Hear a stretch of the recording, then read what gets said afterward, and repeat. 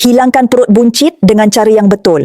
Aku dulu dah cuba macam-macam. Potong nasi, tak minum air manis, bangun awal buat senaman. Tapi pelik, perut tetap keras, rasa penuh. Tegang bila ditekan. Nak sendawa susah nak lepas. Nak kentut pun tak keluar. Kadang perut rasa berat walaupun makan sikit, baju makin ketat tapi berat badan tak banyak berubah. Rupa-rupanya bukan salah makan semata-mata. Angin dalam badan yang dah lama terperangkap. Itu yang buat perut ke depan. Badan rasa padat hampir setiap hari. Lepas tu aku cuba Ratu Bidani. Gabungan herba seperti ubi permaisuri, akar manis dan habbatus sauda yang memang diikhtiarkan untuk masalah angin dalam badan wanita.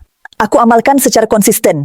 Hari-hari pertama biasa saja, tapi masuk minggu pertama, perut mula rasa kurang padat. Sendawa makin mudah lepas. Angin tak lagi terperangkap macam dulu. Perut pun makin ringan sikit demi sikit. Bukan magic semalaman, tapi perubahan tu buat aku yakin. Buncit ni memang berpunca dari angin dalam badan. Kalau kau ada masalah perut keras, rasa sebu hampir setiap hari, sendawa tak lepas dan angin susah keluar, mula dari dalam. Sekarang Ratu Bidani tengah ada promosi 60%. Barang sampai baru bayar pun boleh. Tekan beg kuning di bawah sekarang.